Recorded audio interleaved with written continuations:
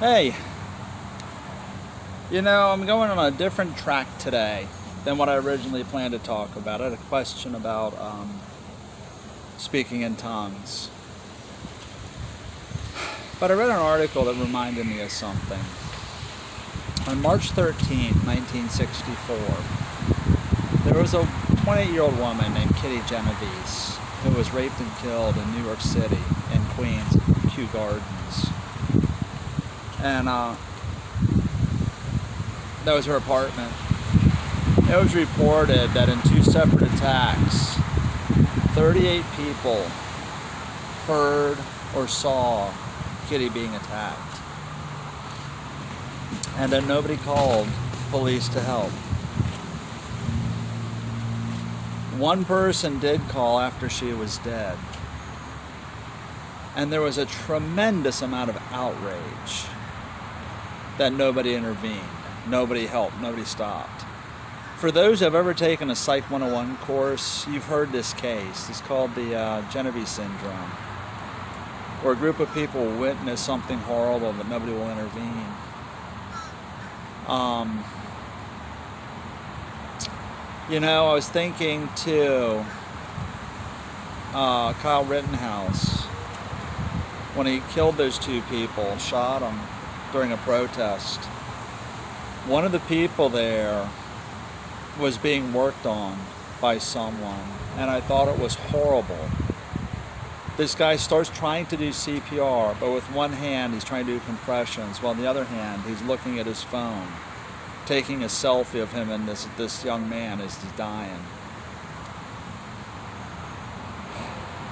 Yesterday in Augusta, Georgia, at a Little Caesars, there was a 22-year-old mother with their toddler there who was being beat.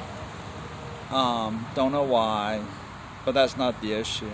As she was being beaten by this 25-year-old woman, everybody in this Little Caesars watched and took selfies and videoed this woman being beaten. There was a man there who held the door as this attacker dragged her out by her hair outside to stomp on her face. And all people continued to do was to take video and not help.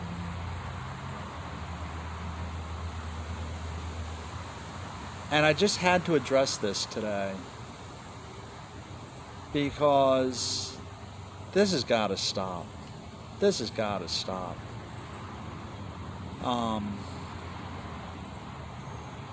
It's gone on since biblical times. There's a story of the Good Samaritan.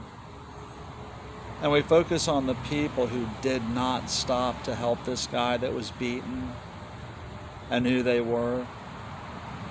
At this point, for us today, it doesn't matter who they were. The point is they walked by when they could have helped.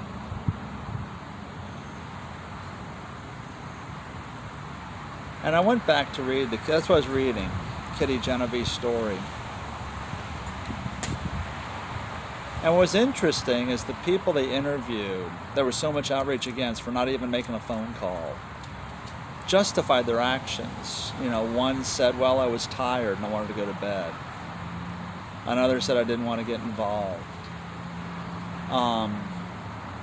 Some said, it's none of my business. I thought it was a lover's spat. It doesn't matter.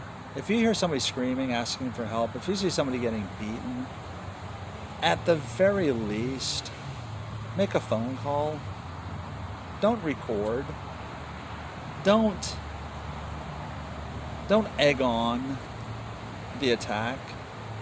We did this when we were 11 in school.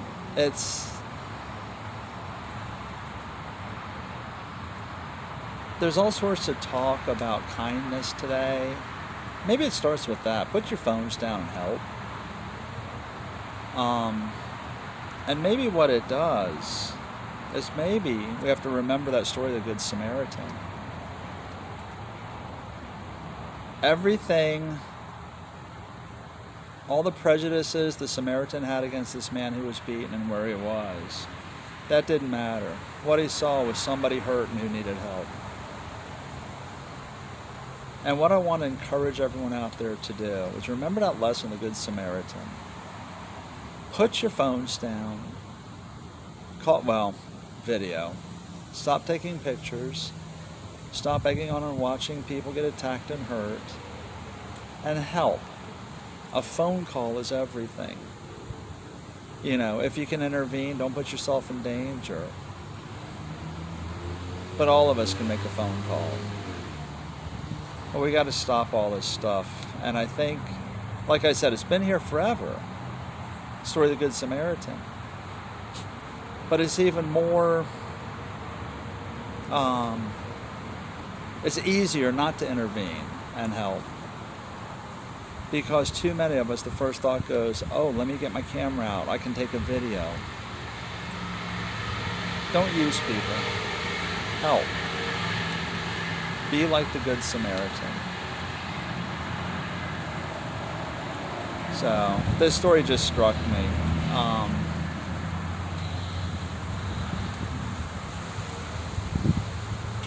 It just struck me. So I hope you will join with me. If you can do nothing else, make a phone call and help. All right, guys. That's the end of what I got to say. A little bit of a bummer. But so is this whole situation. And let's end it with us. Let's stop it now. I hope you'll join me. So, keep your questions coming. Next week, I'm going to talk about speaking in tongues. Why do some of us speak in tongues and believe in it? Why do some of us not? And how come we have two different camps when it's all the same Bible? Is one side right, one side wrong? Find out next week. Remember, keep up with us. Keep those questions coming. Facebook, Instagram, and YouTube. And join us in the conversation. I'm going to post something today about this, what I'm talking about. In Church Happy Hour on Facebook. Have a great week, and we'll see you Saturday.